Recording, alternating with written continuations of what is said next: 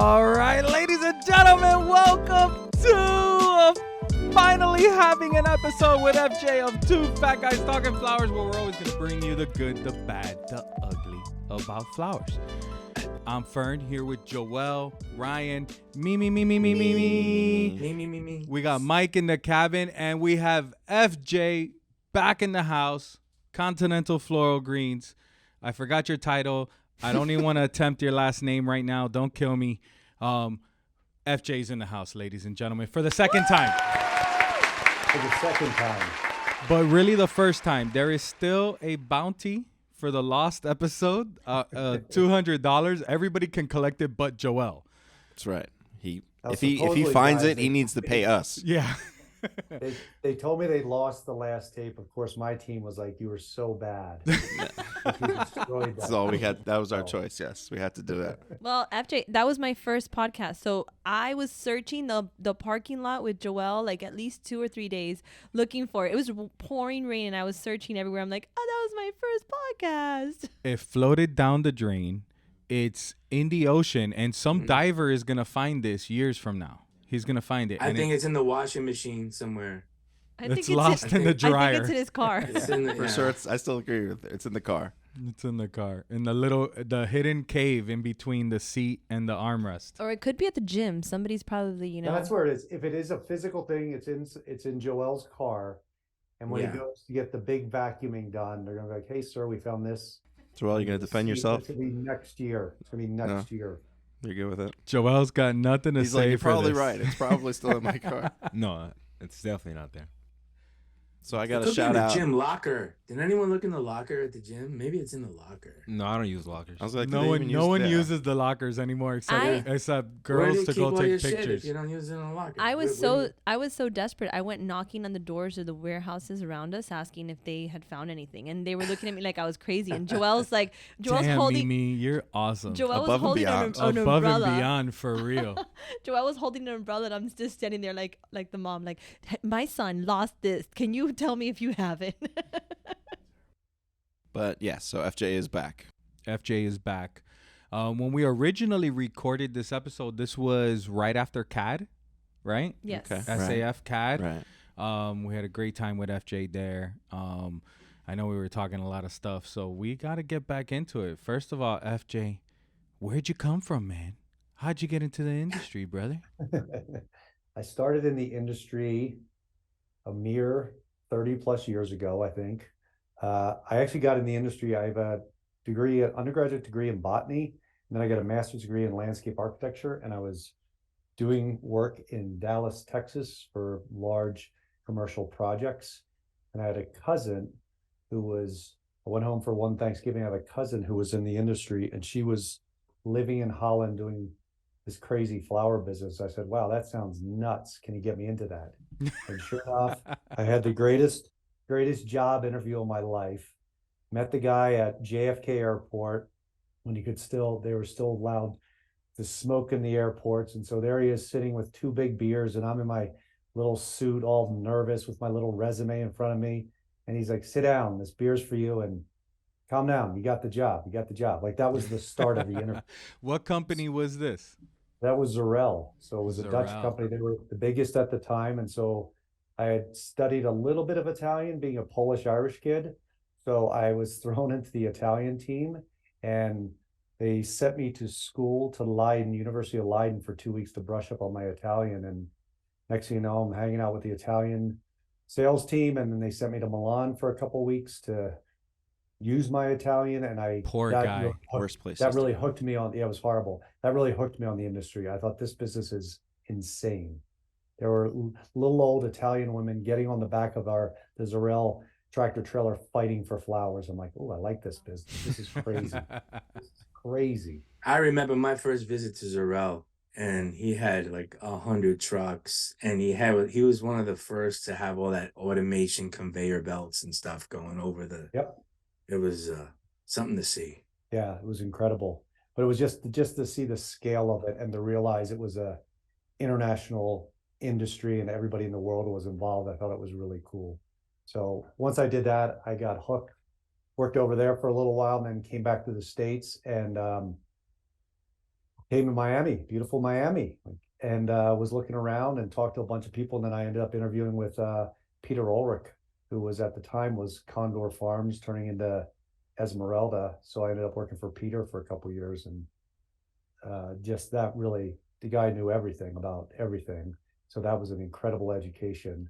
And I started there. And then after a couple of years in Miami, I got hired by company Bartsa, BAARDSE, which was a part of Floramex, MEX International. And I oversaw their New York office, sales office. And after that, Where was that? Over in Jamaica? Yeah, Jamaica. Oh, Yeah. I used to go to that place all the time. Man, Oh, yeah. so you're Oh, just yeah. a traveling man. You went, Traveling man. you know, Yeah. Wow. Dallas. Did you work with Robert Bruckner there? I came in right after Bruckner left. Okay. So Bruckner left. when the John company- Lloyd. Yep, I left all those right after guys. them, and I knew Yeah. John. Yep.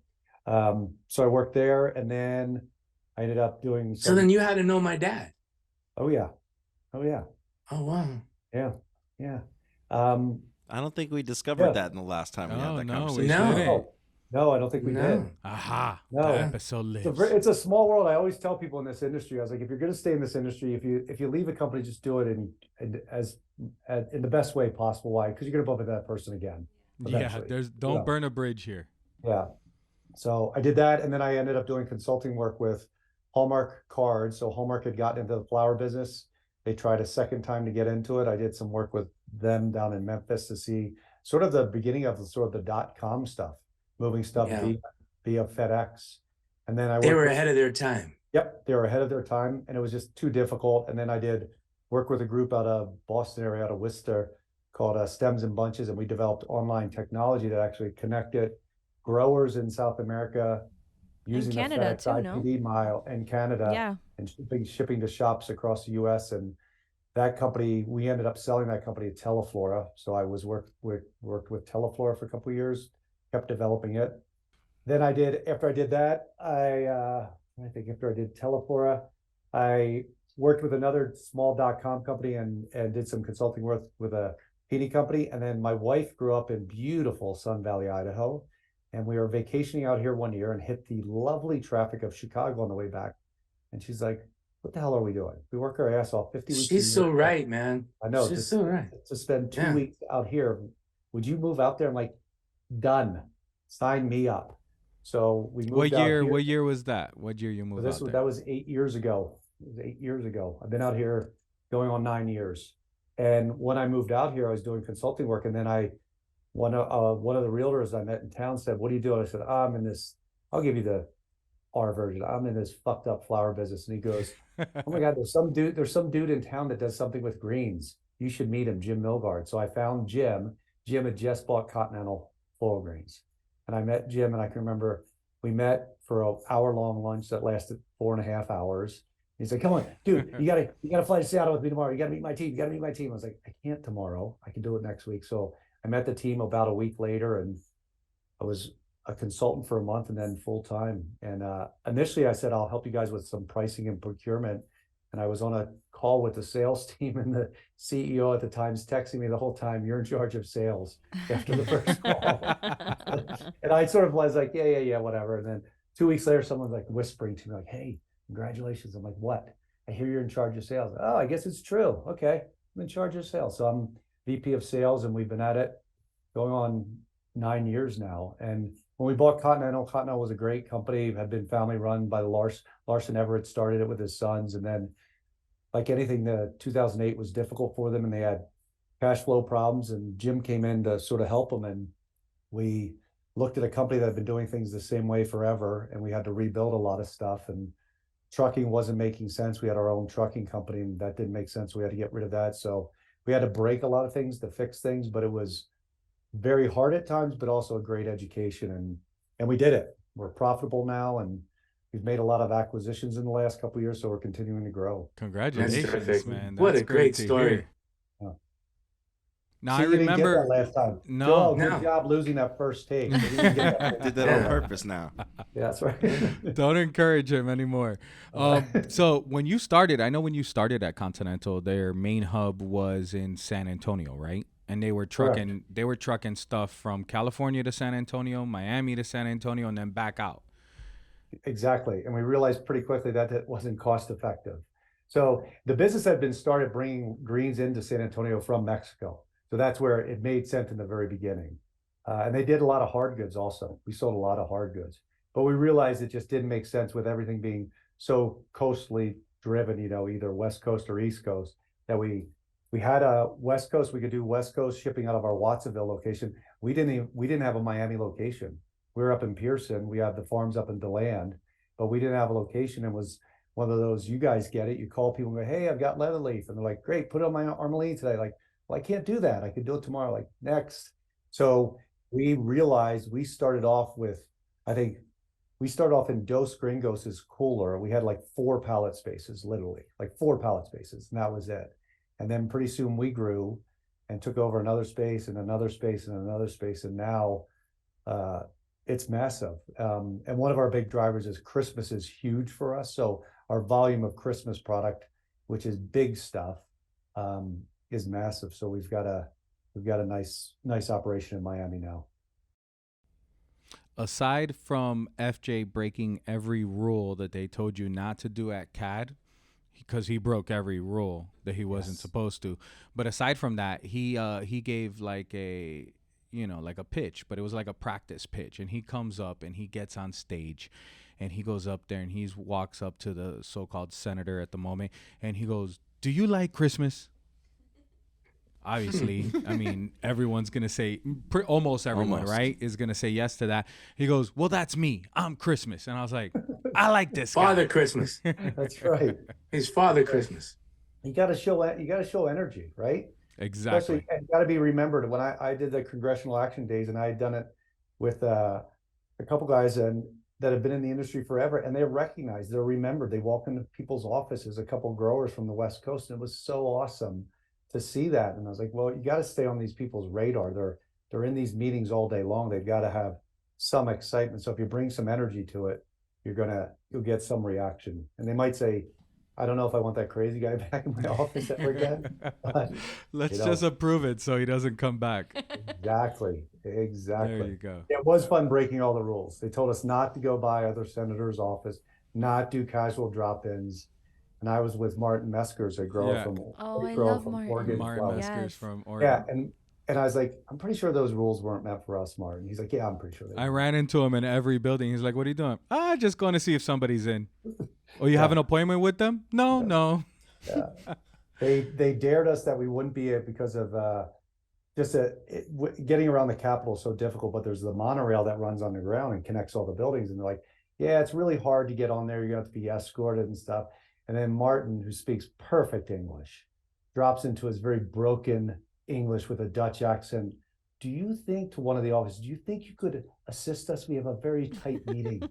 Next one. And next thing you know, we have some intern that barely knew how to get us to the monorail, taking us to the monorail. And we were worried. She carried a big water bottle. I'm like, should we be concerned? Like, do you really know how to get there? Like, are you carrying that for survival purposes? Like, but let me tell you, Martin, that's out of character for Martin, because Martin is a rule follower. He's such a nice, good guy. FJ's a bad influence. I think FJ, FJ must have really influenced him, because he's like greatest of ways. He's like a Dutch Eagle Scout. You know what I mean? Like that kind of guy. He's so sweet. I love Martin and his wife. What would that be called, do you think, the Dutch Eagle Scouts?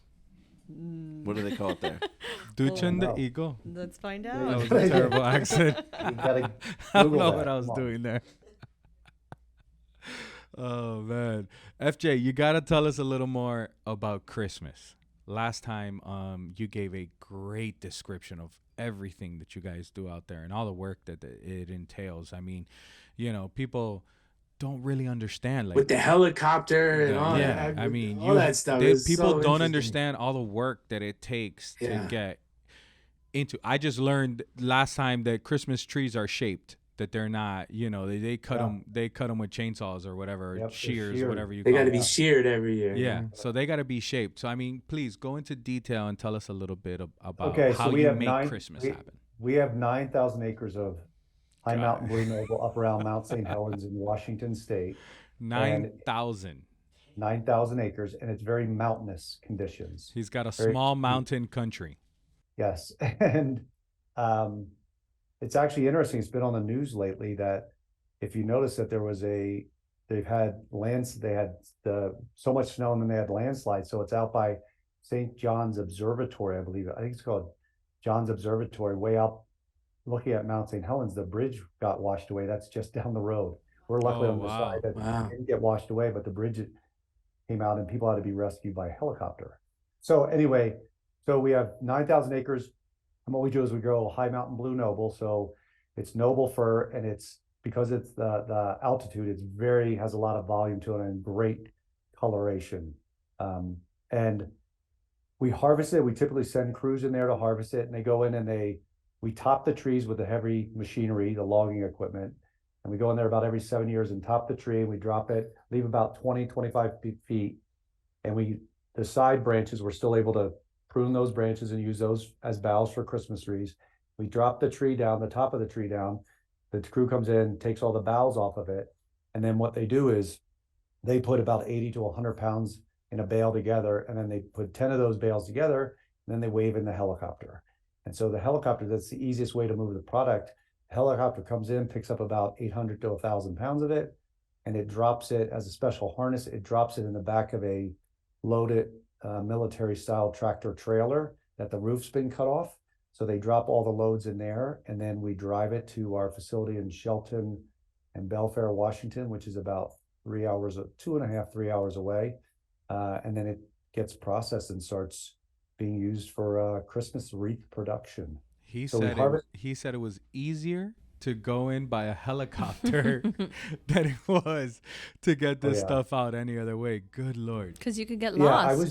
I was just up there a month ago, and what is it? It's June. So I was up there in May, and I was concerned because I couldn't get through all the roads. I couldn't drive the entire farm because there's still snow. There's that much snow up there. So I was able to get into the farm in my truck, but not to drive completely around. There's still snow everywhere. But it's a big operation. We harvest between 14 and 16 million pounds of noble a year. We use it for our own wreath production. Then we sell it to other large wreath makers. And, most of the wreaths in the US, we have a lot of Fraser and balsam that's from the East Coast, grown in North Carolina or in Canada. And then West Coast noble, it holds up very, very well. So Noble's the best. Yeah. That's the best. We found that we're getting more and more calls for people even on the East Coast. So last year we opened a production facility in Sparta, North Carolina, hired a guy named Simon Smith, who's very knowledgeable and has been in making wreaths for years. So we have a facility on the East Coast with the idea that we can ship bulk product in and also have East Coast production in a couple of years. Yeah. That's amazing. Yeah. That's amazing. And everything's on the clock. Yeah. What month does that production start? Yeah. So we start October 1 is really the initial harvest date. And that's why we're very pushed. People are always like, well, why do you need my Christmas order so early? Well, because we have to plan. Majority of product starts October 1. Majority of product is in stores by Thanksgiving. So we only have, 2 months. Casey. Yeah, Casey. By Thanksgiving, Casey. Yeah. So we've got, it's limited time. And what it is, it's planning. We have about 1,000 people producing. I think we had 1,200 last year making wreaths for us. So it's a lot of planning that goes into it. It's not as simple as, let's make a couple Christmas wreaths. You got to have it figured out how many trucks we can handle per day. We've gotten a lot better about that, is just not over scheduling trucks to arrive and be filled. It's what's our capacity for how many loading docks do we have? It's big, really big. I mean, you would never think that that's how much work went into Christmas trees, right? What elevation are you guys growing the trees at? We're around 30, we're over 3,000 feet. And then realize we're producing totally just for the boughs, Fern. So we're not even, the whole Christmas tree world's a different animal. So we've been asked to do some of those Charlie Brown smaller trees, but we just haven't figured it out yet. We've done some, but it's part of it is we look at it from a planning perspective. We've got so much need for the boughs themselves that's where we're focused on. a lot of Christmas tree producers over the years have sold their land, like they're not even in the business anymore. Yeah. That caused a shortage Yep. a few years ago. And I don't know if that's still the case, but it is. And they sort of go in that feast and famine, and it's, we were talking, I think it was at the show at FloriExpo, like the typical thing that happens is, if any grower in Columbia or Ecuador hears there's a shortage or something, they produce more. Yeah. More carnations. The mad dash to grow it. Yeah, we're the only ones that are going to do this. Let's do it. And then there's a glut. So the same thing happens with Christmas trees, is there's nobody has them, and then we're in that cycle where Christmas trees, Fraser firs, are tough to find, and it's a 7-year cycle for them to get a tree that's sellable to the market. So there's a little bit of there's not enough now, and we'll, 9 years from now we'll be talking about, oh look, there's so many trees available. It's because everyone, I'm gonna plant them because nobody else is thinking that. It's true, because yesterday I was at a garden center with your mother, Ryan. Mm-hmm. I wish you guys could see the look on his face. You knew what you were going up there. Like, why are you surprised? But while I was there, we filled in a ditch out by the road because we want to put some trees in and get a little bit of a buffer from the road. Anyway, I saw this beautiful Fraser in a ball and burlap. Fraser must have been like, I don't know, 5 feet tall. And I asked the guy, I said, how much is this Fraser? $275. And I said, man, that seems a lot of, like, really. He goes, try to find him. That's what he told me. Try to find him. Yeah. Can't find him, he said. And I always look at that as, think about, they probably either were produced in Canada or may have come up from North Carolina. But more than half of that's transportation cost. Yeah, I'm sure.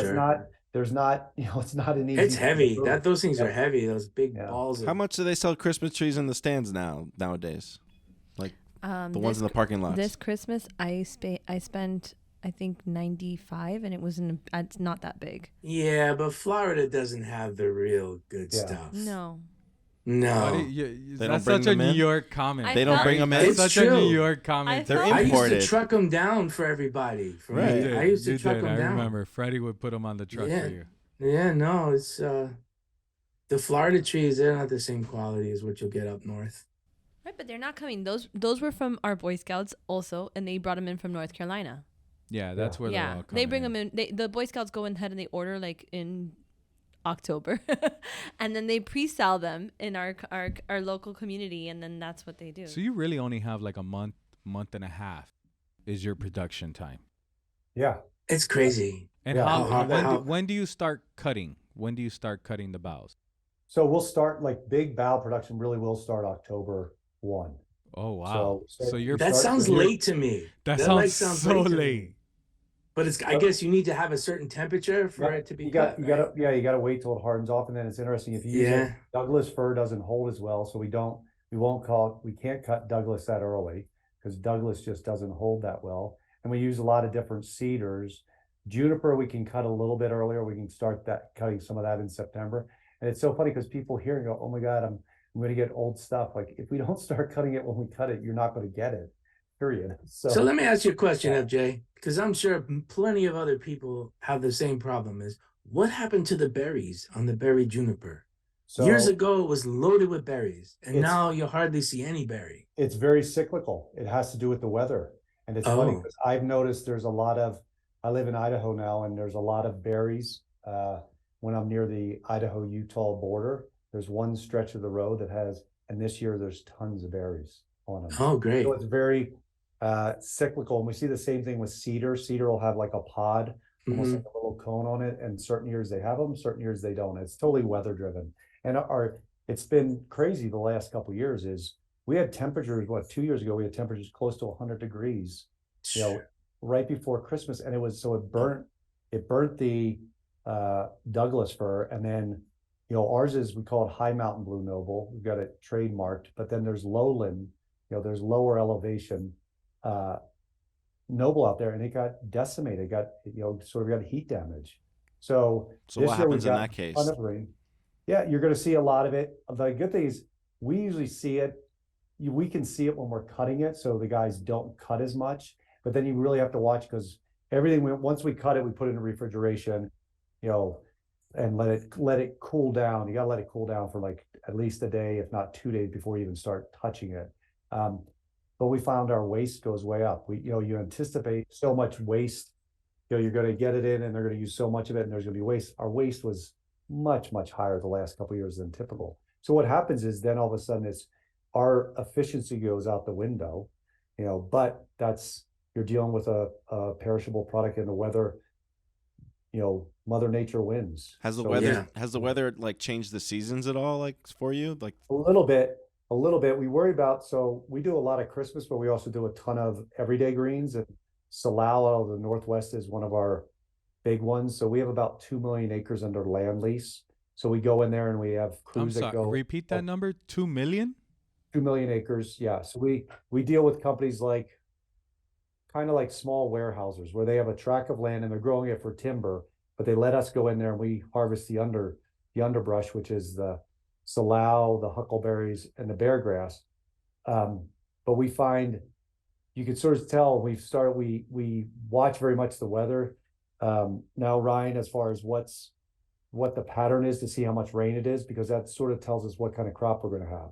So if you look at it this time of year right now is we're at the tail end of what we call storage season. So typically you can't harvest when you see new growth on a plant, it's too tender for it to ship well. So there's a lot of new growth coming on the Salal in the Northwest, so we don't harvest it. We've actually held product that we harvested in December and January that we're still shipping out to people now, which is perfectly good.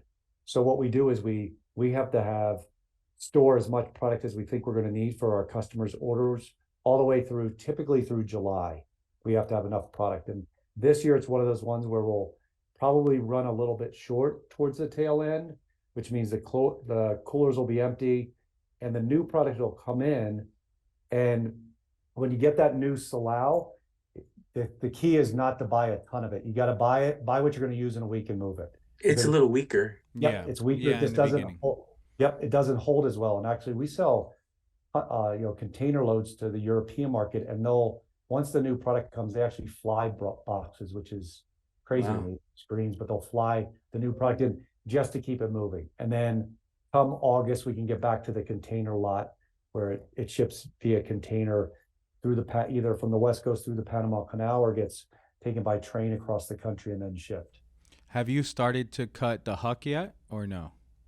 No, that's still, it's the same thing. It's too tender. That makes sense. I couldn't find any huck in town. That's why. Right. I was about to call you Randy. I was like, hey, I need help. Right. But no, that's what it is. You just can't see it because no one, and that's a tough one. Salal holds very well. Huck can do okay, but Salal's bulletproof. Huck is making like a comeback. There's been a lot more demand for Huck this year. It's funny that I heard a lot more talk. I was in New York a couple of weeks ago, and even at recent trade shows, Huck is making a comeback. Yeah, it is. Yeah. Good for you. What other non-Christmas greens are you guys working with? So we have farms in Washington, Oregon, and California. Oregon, we acquired Oregon Roses a couple of years ago. We took over their operation, and they have a lot of very funky, cool stuff. So they do a lot of boxwood, a lot of Oregonia, which is a variegated boxwood. They do FJ helped me out with some beautiful spirea. Yes, beautiful stuff. The ones from the booth? No, the ones before. He's got the manzanita, right? Yep, we do some manzanita, and we do it's a lot of the flowering branches. So it was a neat farm. Then we do peonies too, which we have a large crop of peonies, which they had there. It's sort of the only flower we touch. We do the viburnums. It's got a little bit of cotinus, smoke bush. It's got a little bit of everything in the Oregon product, which is nice, very diverse. The funky fun stuff, as I call it. And then we have California. California does a lot of eucalyptus for us. So that's always interesting. Euonymus, we do pittosporum out of California. So we have a farm in Watsonville, and that's sort of our shipping location. Then we have 2 farms down in the Fresno area, Kingsburg and Orosi, a little bit drier climate.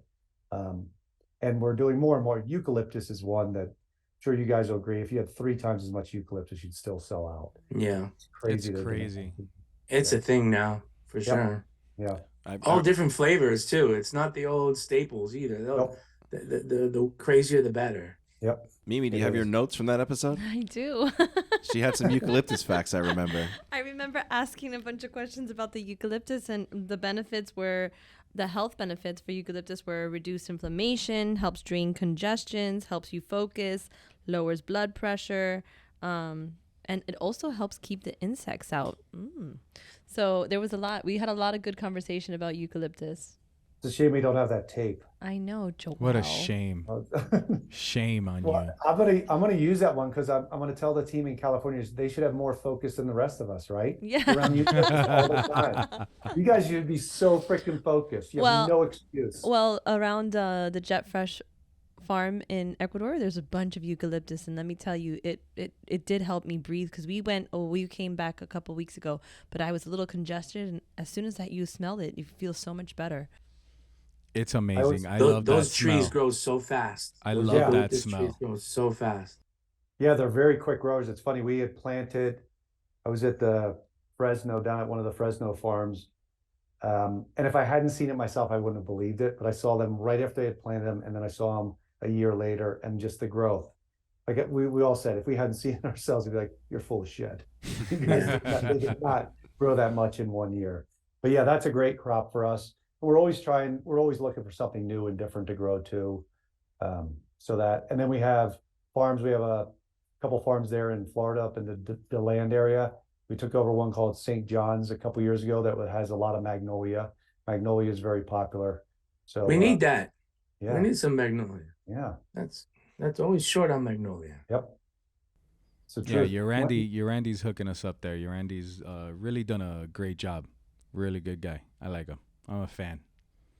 Really? Yeah. I don't just get it. This way, he's a good guy. This way we'll be able to see if he listens to it. So I love it. Randy's awesome. Randy is he's my wingman. Seriously, he's great. He's great.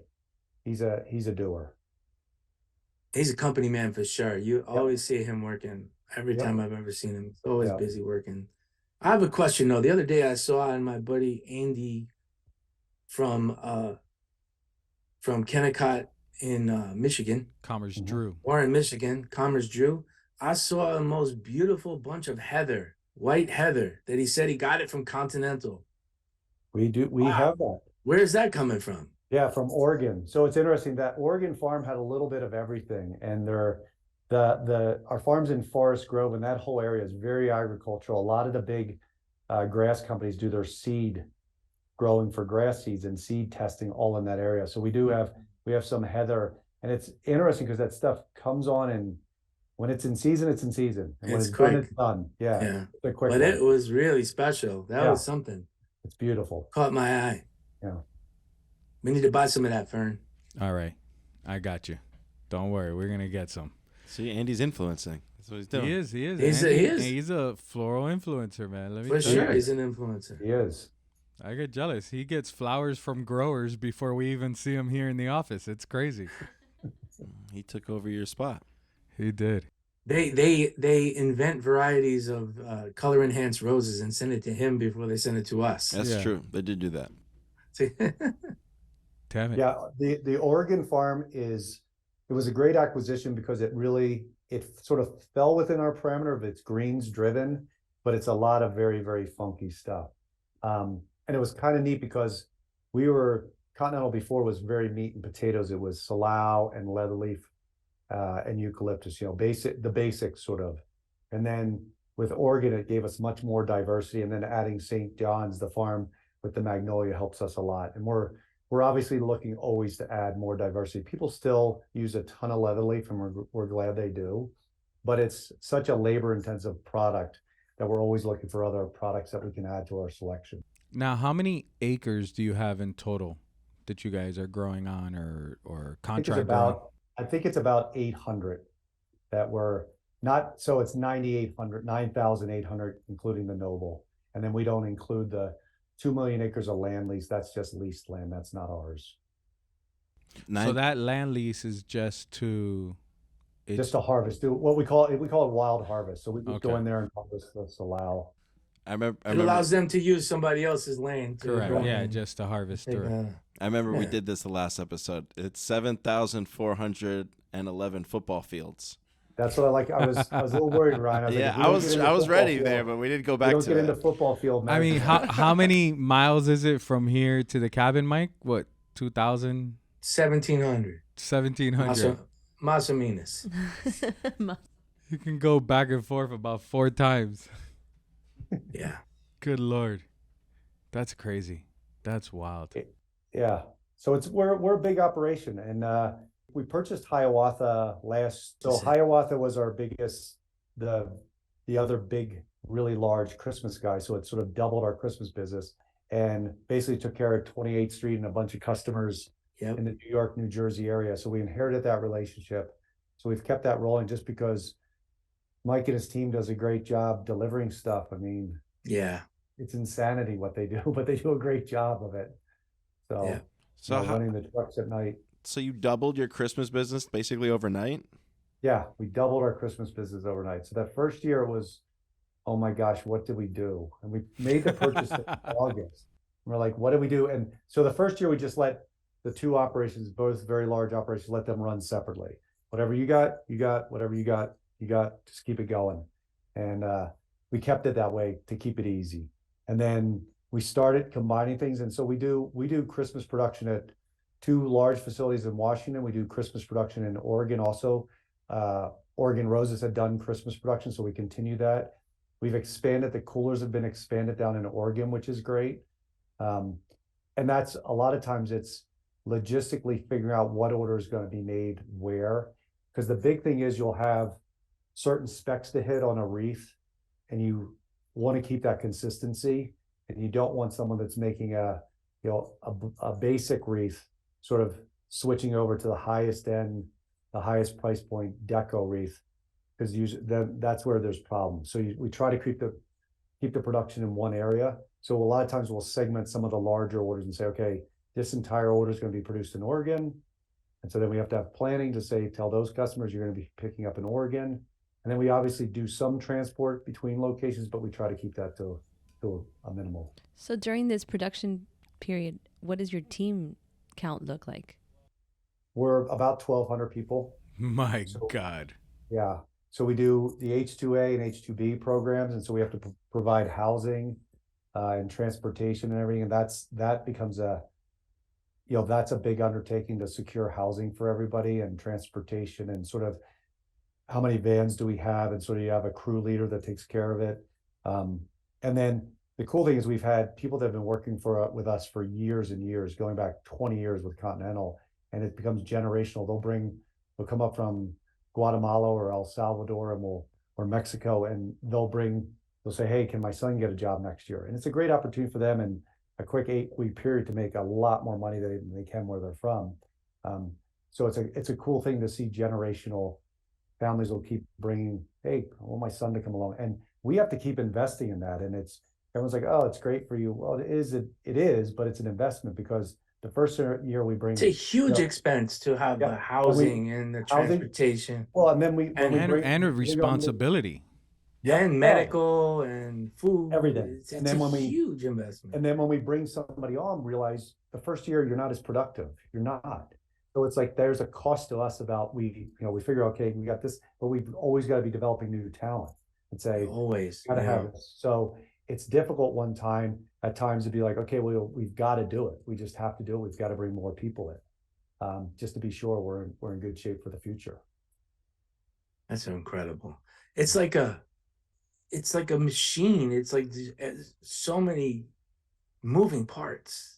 Yeah, and that's what I said. It's interesting. Can you imagine our girl Jules that does the HR for us? I mean, she's got to take care of 1,000. She's got 1,200 employees she's taking care of, and it used to take her days to process them as they're coming in and starting to work. And now she's got a team that she's trained everyone that work with. So sort of as they're arriving, they're getting all their paperwork so that they feel comfortable. Because you got to make everyone feel comfortable too. It's nice. Sure. Comfortable, welcome, all that. Different country, strange place. Yep. So you really, where you're growing the Christmas greens and all that, you guys aren't really taking care of the land, like in fertilizing? You're not feeding, or are you doing all that as well? No, we don't. The cool thing is we really don't have to do much fertilization.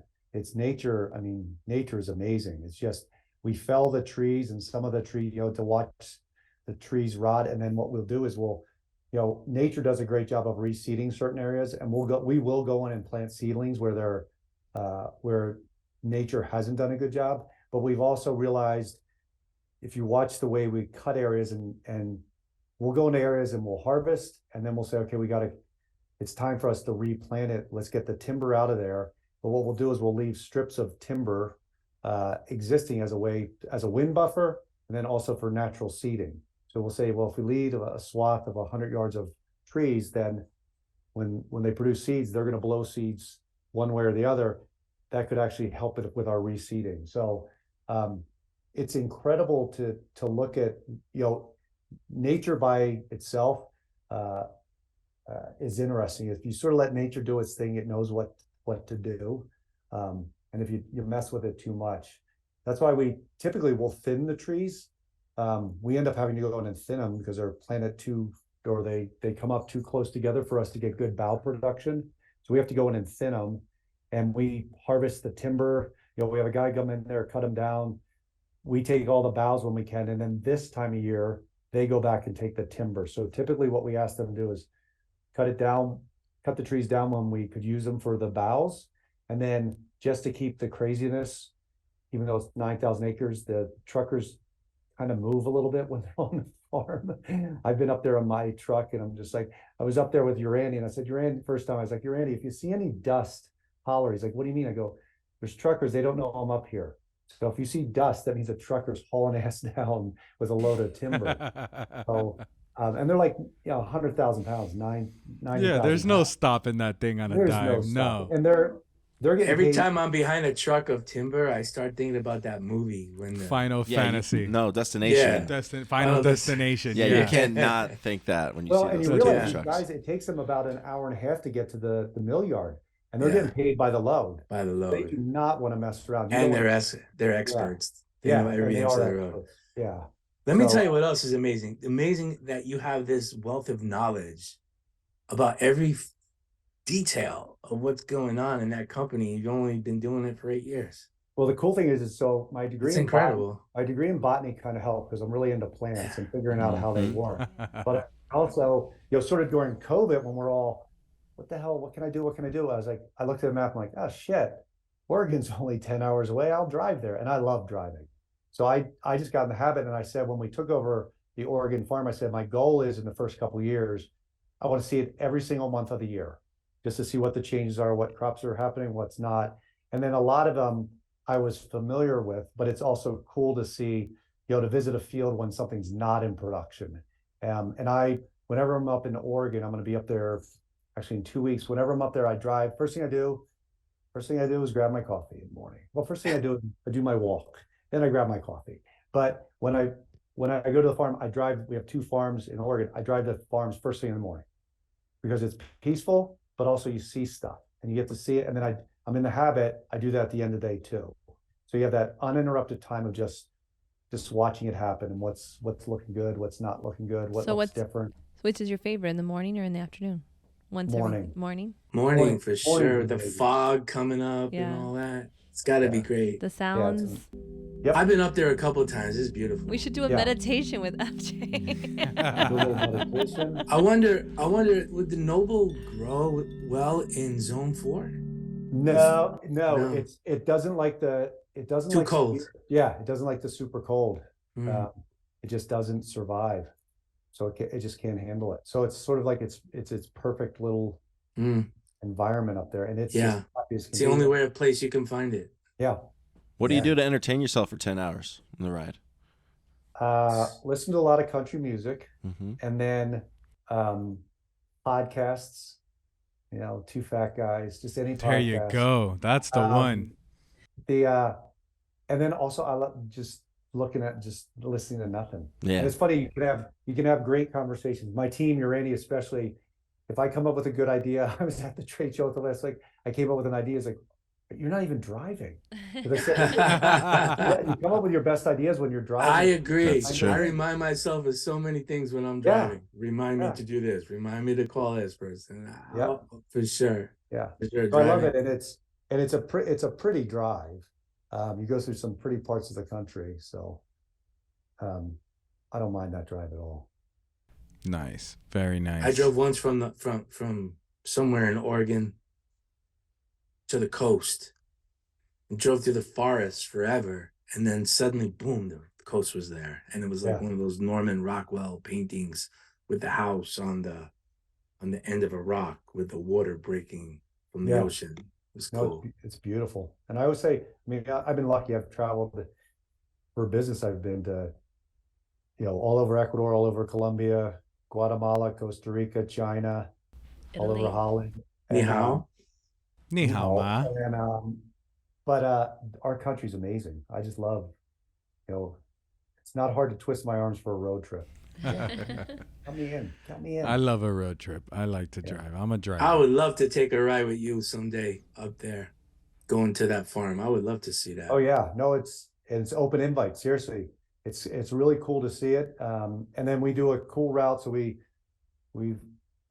my favorite route is you fly into Portland, or I drive in, and we hook up in Forest Grove, see that farm, and then we drive up to Mount St. Helens, which is about an hour and a half, 2 hours north. And then you continue another 2 hours north, and we're up at our big Shelton, Washington location. So we had two big, we call them campuses up there. We had Shelton, which was Hiawatha's location, and Belfair, which is ours. And we're in the process of doing a consolidation. And the scale of it's massive. I like bringing people in the summer when they see it and like, why do you have, you like this, Ryan? Why do you have like 50 football fields worth of parking lot? And they don't realize it. It's because we do a lot of the big display shippers where we hang the Christmas trees or bin product. And we actually have the guy that makes the bins or the shippers on site, because it's easier for him to bring a load of lumber in, produce it there, than it would for us the cost of shipping it. So by August, come September, all of a sudden there's not a big empty parking lot, because we have all these display shippers out there. Everyone's like, how many employees do you really have? Yeah.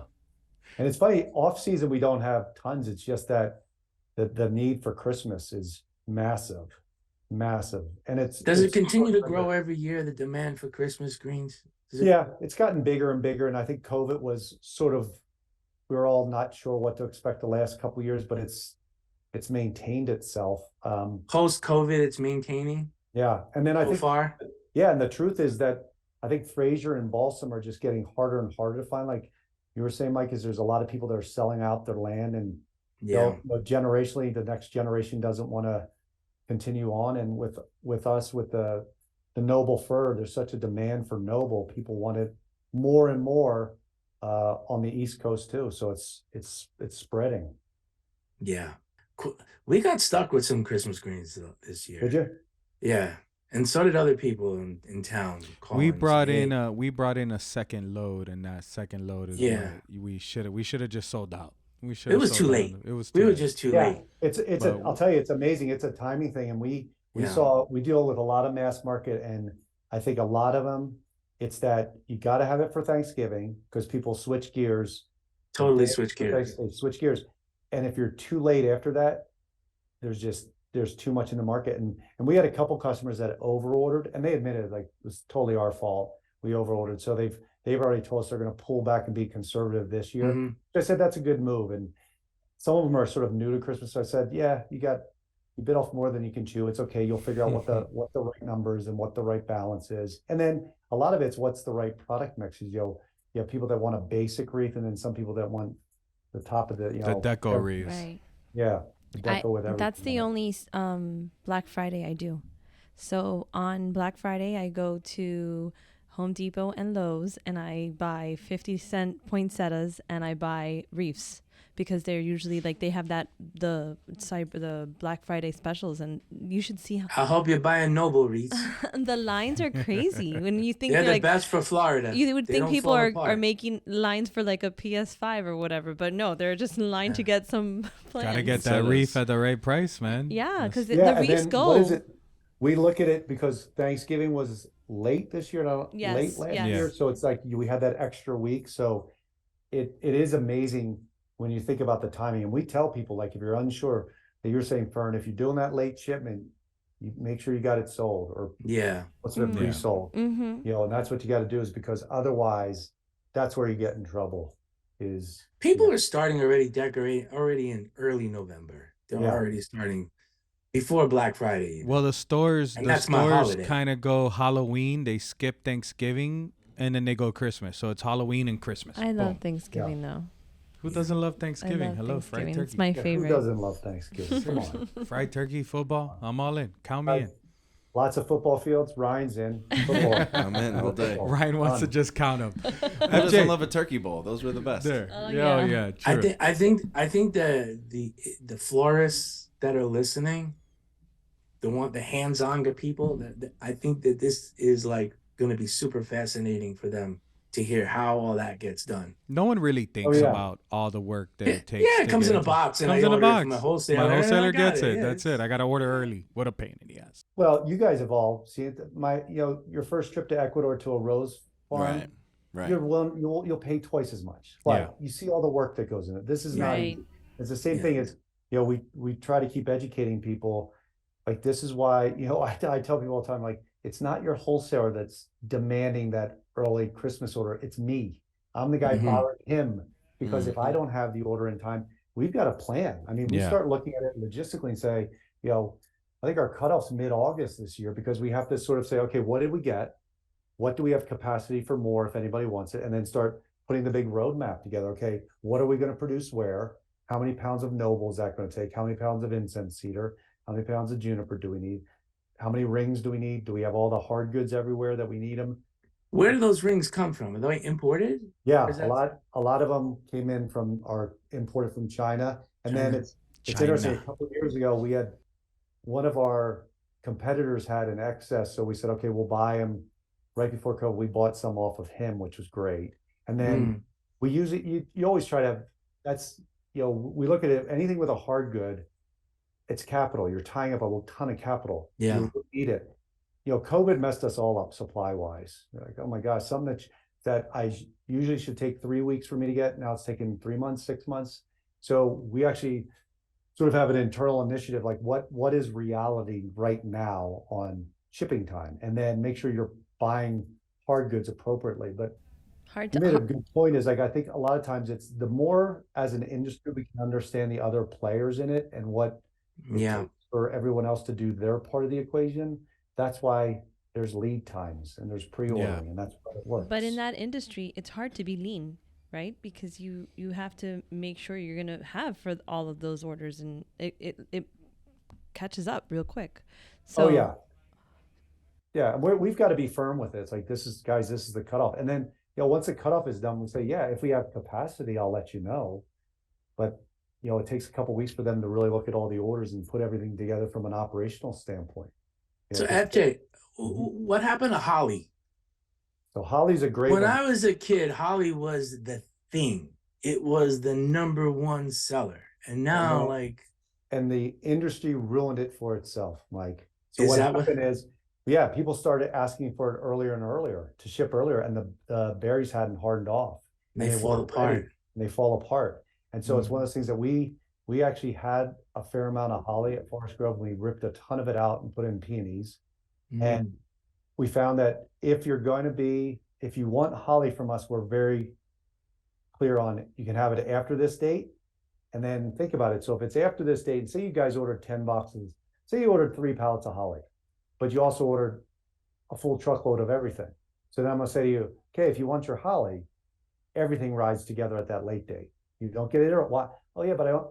No. You're buying at a full truck rate, so you got to ship everything. So holly's a tough one, and that's why there's a couple guys. There's Olson Farms does a great job up in Oregon on it, but even he said he's got to sort of switch up the rules, and people want to buy variegated or green. He's like, it's a mixed box. Why? Because that's you're never sure who's going to have better berries. One might not, and then once you get stuck with all the green holly that doesn't have berries, so it's a tough product. I think the more we can continue to educate the industry of like, this is why it ships, this is why it needs to ship late, so it hardens off and you'll get a better berry. Yeah, you take the stems out of the box sometimes, and the leaves and everything just falls off.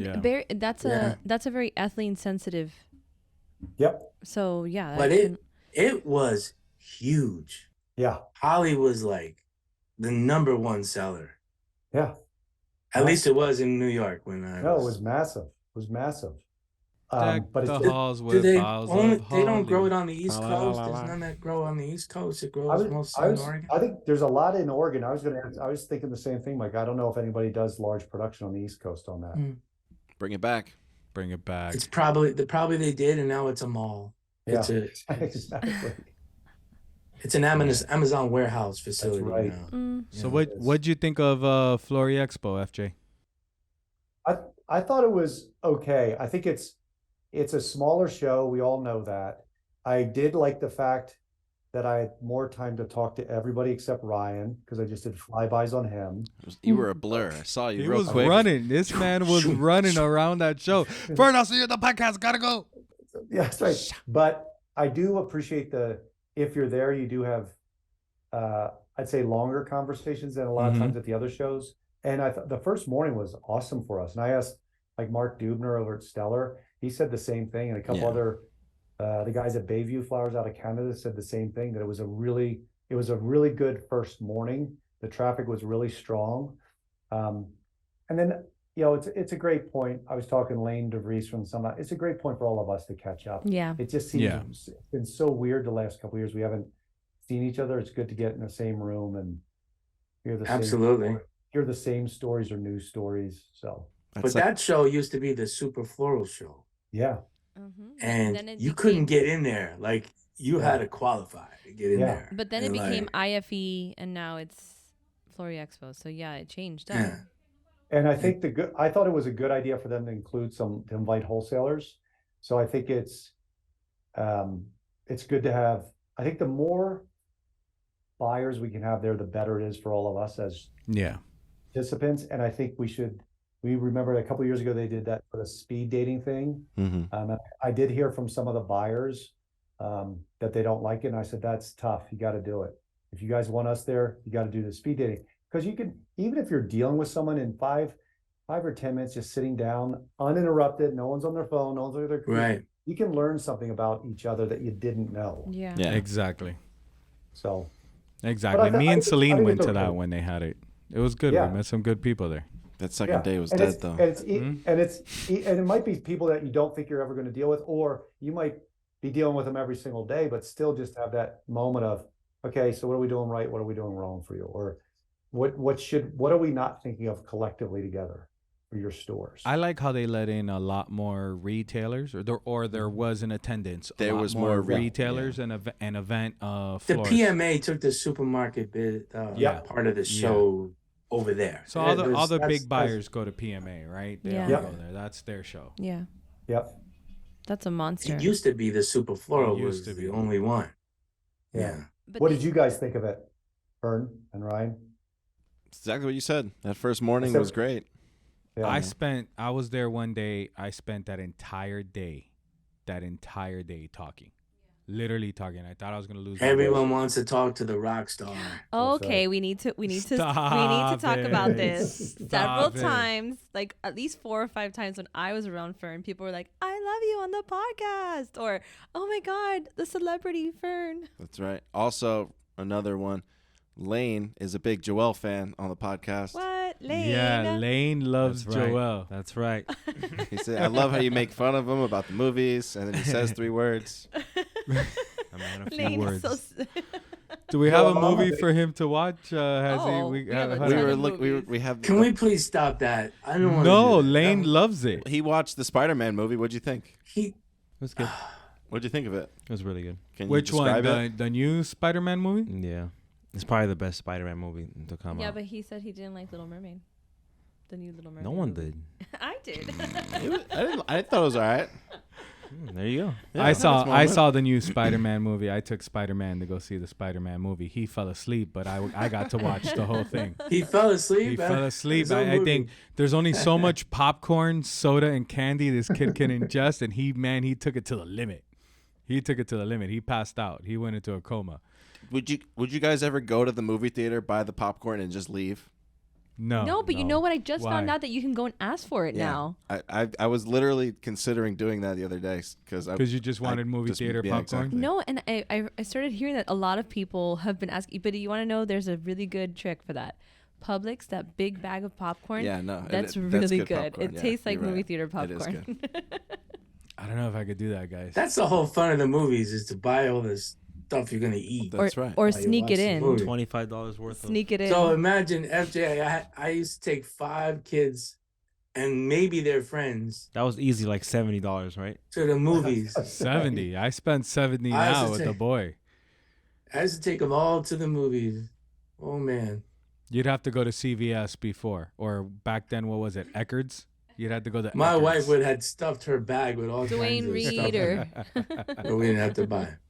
Yeah. Oh man, let me tell you, Lane is a ladies' man. I went out to dinner with Lane and his crew, and he had the waitress. The waitress was all over him. She didn't look anybody else in the eye. She didn't talk to anybody. Fern He's was got jealous. Riz. That's what happened. He's got Riz, man. Lane is in. I bought a pair of tulip earrings just for Lane, and I agree. Lane has this thing that he's got Riz. You know, that woman's day button that everybody wants. I told him he would have sealed the deal had he had the sticker. He didn't have a sticker in his pocket. I go, Lane, that has to be like Visa.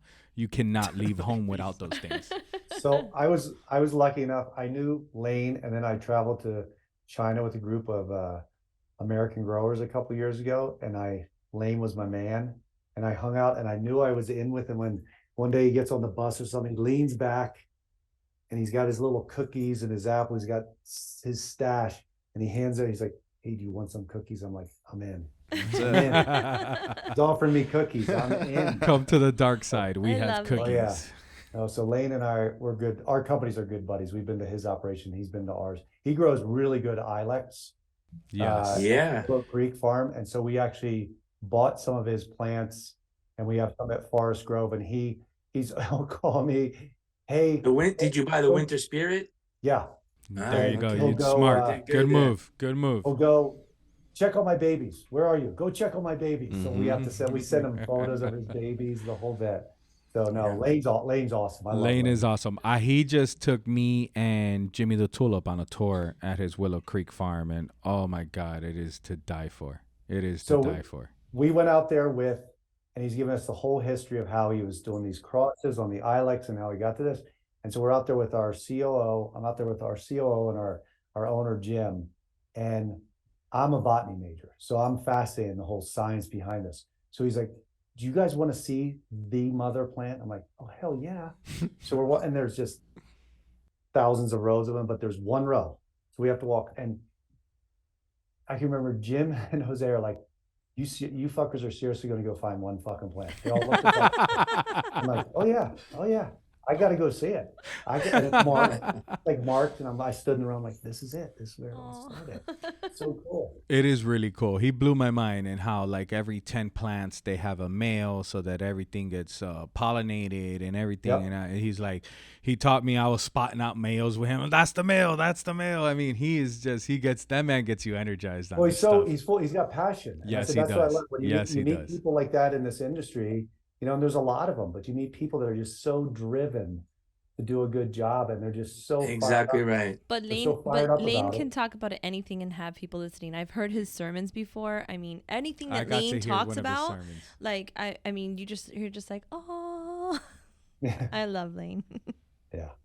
Lane, I want to be your this number one. This podcast has been sponsored by Sun Valley Floral. And now a word from our sponsors. That's really cool that you have the Winter Spirit up there. He's got some new different color variations. You should look into it. It's really cool. Yeah, we've got 2 or 3 colors already. Nice. But it's also because we had ilex. They have their own ilex, but we're always looking anywhere there's free ground or we need to make a transition to something else. We're looking out what else should we be trying. So, and he had some babies that year, so he's like, "Hey, I got some plants. You guys want them?" Like, my vote is yes, but I'm not the final vote. Let me check with everybody else. Nice.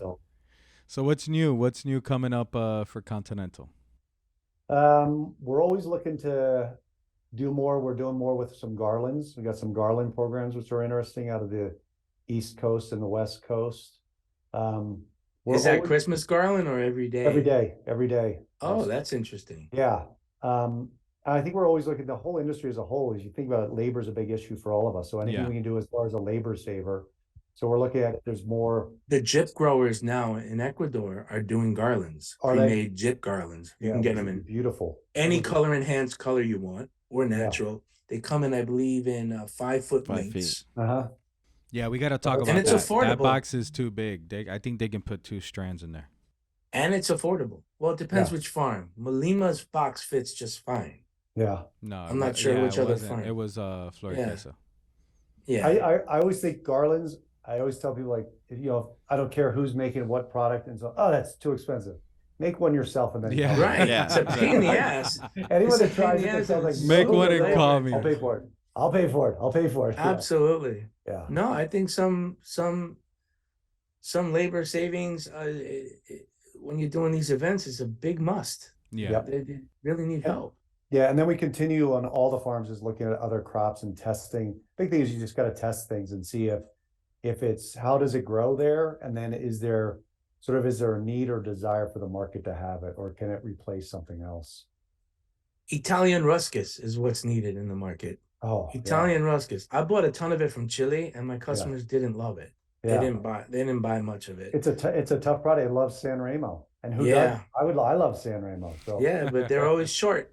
Yeah, they're always having problems, weather problems. Is that what it is? That it just grows best in that region? Yep, it loves it, and I know a lot of other growers. A lot of people have tried to, get berries and produce it. It just doesn't like it. It's kind of like, it's interesting. It's like Salal. So Salal does really well in the Pacific Northwest, and that's where it's in its largest concentration. But there's a spine of it that goes all the way down into Central America, but it's not a big enough, it doesn't take up enough area for it to be a commercially viable. We're not talking football fields and football fields around. So it's not commercially viable for someone to set up an operation and harvest it. Man, that's but crazy. That's what the market's always short on now. And I can't. And they just raise the prices again. Prices keep going up, and everyone's paying it. Exactly. Do you bring it in by sea container, or you fly it in? We bring it in. We fly some of it in. And then there's another product we start doing a little bit with this Nagai fern, which kind of has a it's a great sub. It's a tweener. It's a tweener for it. It's a tweener, and then there's another product that we don't have a ton of in Oregon called Sarcococa, which is actually, they call it poor man's Italian ruscus. Really? And it's interesting, yeah. It's not, we don't have a lot of it, and it's a short season, and then the nice thing, it has a little tiny white flower that it puts off between the stem and the leaf, and it smells good, but it's interesting, but we don't have it in huge quantities. That sounds cool. Yeah. And it's got what's it called? I want to Google Sarcococa. Sarcococa. Yep. It's got a cool name. Yep. I'm gonna Google that. Yeah. Google Even if I spell it wrong, it'll still come up. It'll autocorrect. Yeah, it'll still come up. Most things I spell wrong. You mentioned earlier you knew my grandfather. Do you have any stories or memories with him? No, just I was so young in the market. I just remember all the big players I was sort of in awe of all of them, and I would go in there. So I worked in Europe. So I serviced, we sold to Vlachos. Vlachos was one of our big accounts. So then to be able to go to New York and see product that in theory I had something to do with there, I thought it was crazy. And then I still have very fond memories of 28th Street and looking back as far as what it was when I first saw it, and it's very different now. I was pleasantly surprised. I went out to that new location that Dutch and Gary Page and Harvest have. New York Flower Group. Yeah, I think that's cool. Pretty cool. Yeah. And I liked it because I got attitude. I went at like 11 in the morning, and some guy goes, "What are you doing?" I go, "Hey, I just wanted to check it out." He goes, "Well, then you should have been here at 2 a.m." I'm like, look at this fucking New York attitude. I love it. Yeah. I should have, but I wasn't. And then you just sort of park wherever, and I'm like, "Am I fine there?" He goes, "I guess so, boss." I go, "Yeah, I'm fine right there in the middle of the whole place." They just have this big warehouse, but everyone just sort of parked inside wherever. So yeah, you're fine, boss. You're fine. All right, good. But I think that was a neat idea. But 28th Street it still has some of it, but it was amazing back when it was just cranking. It sure was. Yeah. Memories. Yeah. No, but if you dealt with my dad, I got a deal for you. He probably bought like whatever deal you had, he probably bought it. Yeah. Yeah.